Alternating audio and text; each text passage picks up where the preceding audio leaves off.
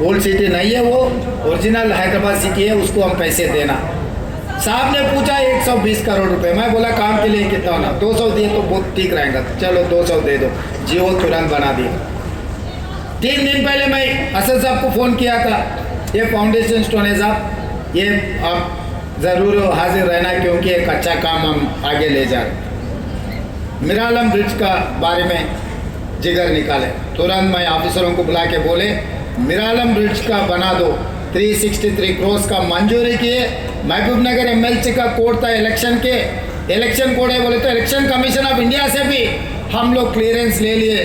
2 दिन में मिरालम चलोगे ने जो एसटीपी प्लान कर रहे हैं, उसी दिन 2 दिन में वो ब्रिज का भी हम लोग फाउंडेशन स्टोन डालने वाले हैं। इसका मतलब उस्मानिया हॉस्पिटल बनाने में जो चंद्रंगो जो चंचलगुड़ा में जो जेल है, KG to PG जो ये एरिया में जो मिडिल क्लास जो सैदाबाद, संतोष नगर, मलकपेट जगह जगह में जो लोग हैं जो पढ़ने के लिए KG to PG स्कूल के लिए असद साहब ने कहा ज़रूर वो बनाने के लिए मैं कोशिश करता हूँ। वो जेल वहाँ से शिफ्ट करके जेल भी अच्छा बना के उसको दूसरे जगह में जगह दे के वो जेल बनाने का भी काम ले लेते। वहाँ पर यहाँ के बच्चों को पढ़े लिखने के लिए हम लोग कोशिश करेंगे।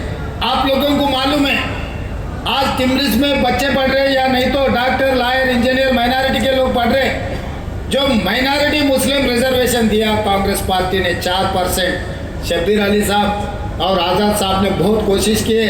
उस दिन राजशेखर रेड्डी साहब को असद साहब, अकबर साहब असेंबली में बोले तो राजशेखर रेड्डी साहब तुरंत जो रिजर्वेशन देने के लिए कोशिश की। आज जो माइनॉरिटी रिजर्वेशन 4% मिला है वो कांग्रेस पार्टी ने दिए। इसीलिए मैं एक बात साफ कहना चाहता हूँ, राजनीति अलग है, डेवलपमेंट अलग है। डेवलपमेंट में कोई कमी नहीं है। हैदराबाद सिटी में हर गली में डेवलप करने के लिए हमारा जिम्मेदारी है। मैं खुद खासकर इसीलिए municipal urban development ministry portfolio मेरे कने रखा हुआ। मैं माइनॉरिटी वेलफेयर उतना कोशिश कर रहे हैं। आप लोग सोचो 2004 से लेकर 2014 तक ये शहर के लिए कृष्णा से नागार्जुन सागर से पीने का पानी कांग्रेस पार्टी ने लाए और गोदावरी के पानी हैदराबाद शहर यहाँ के जनता के लिए पीने का पानी कांग्रेस पार्टी ने लाए।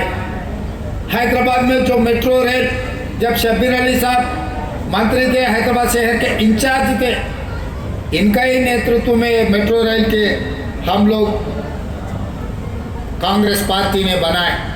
आज हैदराबाद शहर में जो भी outer ring road, international airport, IT companies, pharma companies जितने भी लाए, अभी हमारे असद साहब ने कहा यहाँ से कुछ कम 15,000 लोग हाईटेक सिटी जॉब के लिए जा रहे हैं। वो IT कंपनीज पूरा जब कांग्रेस पार्टी 2004 से लेकर 2014 तक जो तरक्की किए, जो सरकार ने कोशिश की, आज बच्चों को पढ़े लिखे सो बच्चों को आज नौकरी मिल रही।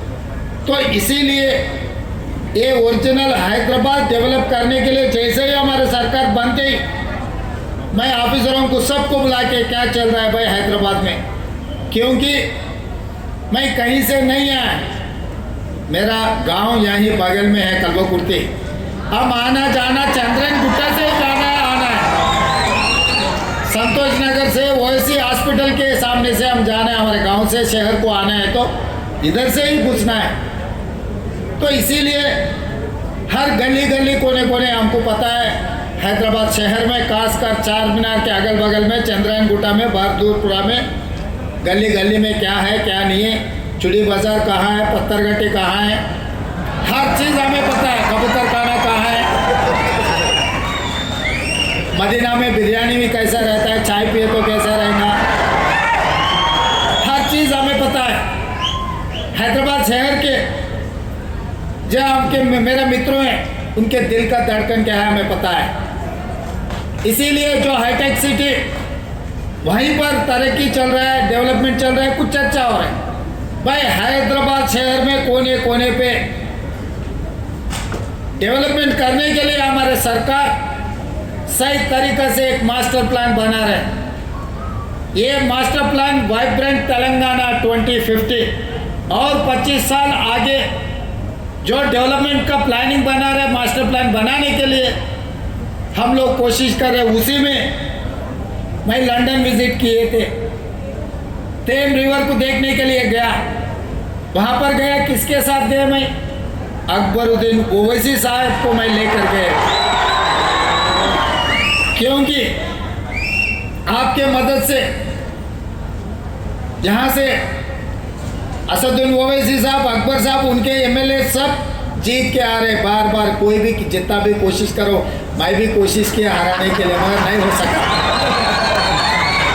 वो चुनाव के समय पर कोशिश किए, पर चुनाव खत्म होते ही मैं सोचा भाई हैदराबाद शहर को हम दूसरी एक लेवल पे डेवलप करना है, तो जो इलेक्टेड रिप्रेजेंटेटिव्स और एमआईएम को साथ में लेकर चलने के लिए हम लोग कोशिश की। इसीलिए अकबरुद्दीन ओवैसी जी को मेरे साथ में मैं लंदन टेम रिवर को देखने के लिए साथ में लेकर गए, हम साथ में गए, क्योंकि मेरे से ज़्यादा जानकारी उनको है। मेरा दोस्त अकबर भाई की बेटी वहीं बारिस्टर पढ़ रहे, जहाँ पर हमारे असद साहब ने पढ़ा है, और उनके परिवार में दूसरे बारिस्टर अभी बना रहे। असद साहब बारिस्टर पढ़ के अभी पूरा हिंदुस्तान में नाम कमाए, आप लोगों के तरफ से आवाज़ उठा रहे। लोकसभा में ऐसा गिन सकते आवाज़ उठाने वाले, उसमें से असद साहब एक है। कुछ माइनॉरिटी के लिए नहीं, 140 करोड़ लोग जो हिंदुस्तान में, सबके तरफ से वो आवाज़ उठा रहे हैं पार्लियामेंट में। तो इसीलिए कभी भी अगर राजनीति, पॉलिटिक्स, जब चुनाव है, हमारे हिसाब से हम चुनाव लड़ते, मगर एक बार चुनाव खत्म होते अपने शहर का ध्यान देने का ज़रूरी है।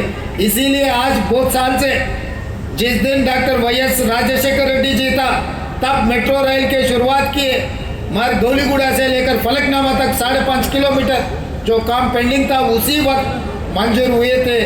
वो पेंडिंग पड़ा हुआ है, इसीलिए वो मैं अभी काम के लिए ले लिए। और पिछले सरकार ने हाईटेक सिटी से लेकर पूरा आउटर रिंग रोड से एयरपोर्ट को ले जाने के लिए कोशिश की है मेट्रो। मैं सोचा भाई जुबली बंजारा में से कोई भी हमारे परिवार के साथ कोई भी एयरपोर्ट जा रहे बोले तो ड्राइवर भी साथ में नहीं आते, गाड़ी में जाते, गाड़ी वहाँ छोड़ के फिर बाहर जा रहे, फिर अगले हफ्ते वापस आके फिर गाड़ी लेके वापस आ रहे। मगर जुबली बस स्टैंड से लेकर सिकंदराबाद रेलवे स्टेशन से लेकर Nampally railway station, Kacheguda railway station, Gowliguda, Falaknuma, यहाँ से कोई भी गल्फ कंट्री जा रहे और कहीं जा रहे बोले तो, एक जा रहे बोले तो उनका पूरा परिवार 20, 25, 40, 50 लोग। अस्सलाम वालेकुम वरहमतुल्लाहि वबरकातुहू।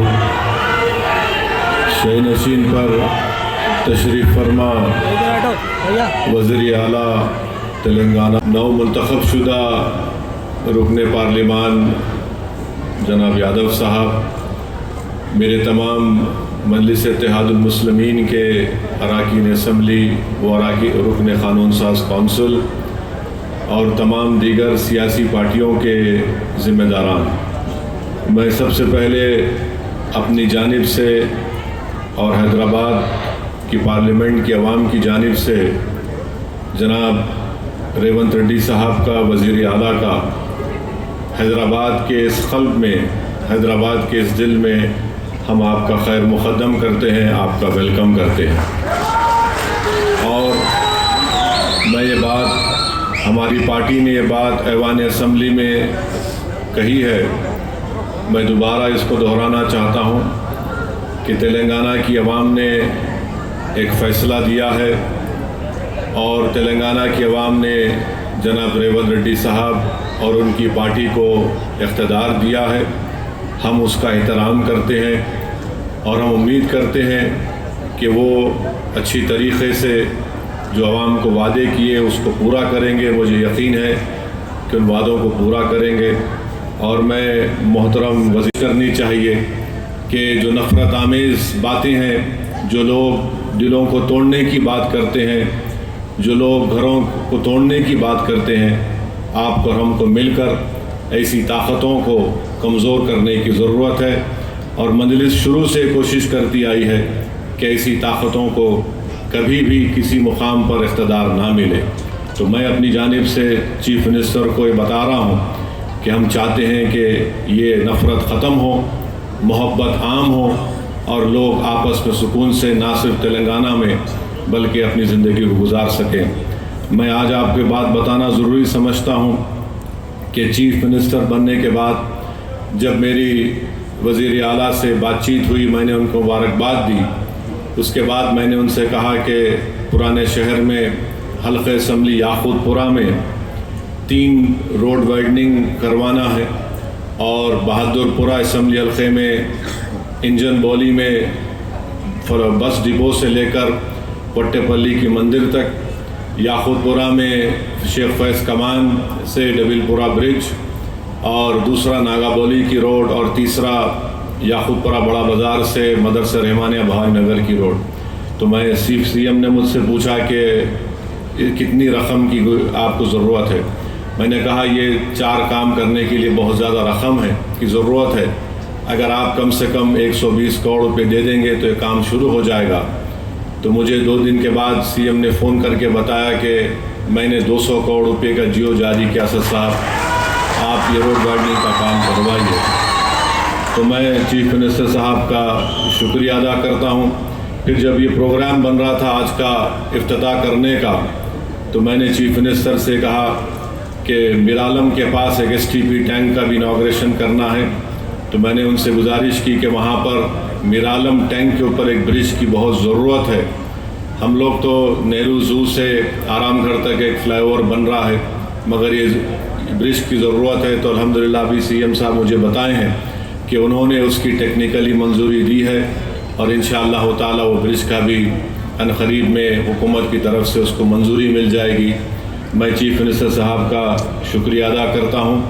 और रास्ते में मैंने CM को बताया कि हमको यहाँ पर जो हैदराबाद शहर है, हैदराबाद का दिल ये इलाक़ा है, यहाँ पर हमको उस्मानिया हॉस्पिटल एक नया बनाने की ज़रूरत है। तो मैं फिर से CM साहब के दरमियान में, आवाम के दरमियान में खड़े होकर आप तमाम की तरफ से ये गुजारिश करूँगा कि उस्मानिया हॉस्पिटल की एक नई बिल्डिंग बनाई जाए और जो जेल हमारे पास है, चंचलगुड़ा की जेल, वो अब शहर में आ चुकी है। अगर हुकूमत उसको शहर के बाहर किसी जगह पर मुंतक़ल करे और उस जेल चंचलगुड़ा की ज़मीन को वहाँ पर KG से PG कैंपस एक बनाएंगे तो अहलियान हैदराबाद के पार्लिमानी हल्के के लोगों को एक बहुत बड़ा इससे फ़ायदा होगा। और हमारे इस पेटला बुर्ज पर एक सिटी आर्म रिज़र्व है, उसको भी शहर हैदराबाद से बाहर अगर लेकर जाएंगे तो ज़मीन को भी आप इस्तेमाल कर सकते हैं। तो ये मैं उम्मीद करता हूँ कि चीफ मिनिस्टर इस पर गौर करेंगे। और आखिर में चीफ मिनिस्टर साहब आपने DSC का ऐलान किया, मैं आपका शुक्रिया अदा करता हूँ। उर्दू मीडियम के पोस्ट को अगर आप डी रिज़र्व करेंगे तो इससे जो बच्चे इस डी रिज़र्व अगर नहीं करेंगे तो कई पोस्ट खाली जाएंगे। जो कॉन्स्टिट्यूशनल प्रोविज़न है उसमें रिज़र्वेशन करना पड़ता है। हुकूमत के पास एक इख्तियार है कि उसको डी रिज़र्व करे तो जो दूसरे बच्चों को भी उर्दू मीडियम पोस्ट का फ़ायदा होगा। और आज चीफ मिनिस्टर हल्क़े असम्बली कारवान में 20 करोड़ की लागत से एक टेमरिस के इसको अवाम ने एक फ़ैसला दिया है, अवाम ने एक फ़ैसला दिया है, हम उस फैसले का एहतराम करते हैं। और रेवंत रेड्डी साहब आप पूरे आराम से 5 साल काम करिए, तेलंगाना की डेवलपमेंट के लिए, तेलंगाना के प्रोग्रेस और प्रॉस्पेरिटी के लिए MIM पार्टी आपके साथ खड़े रहेंगी। बहुत बहुत शुक्रिया।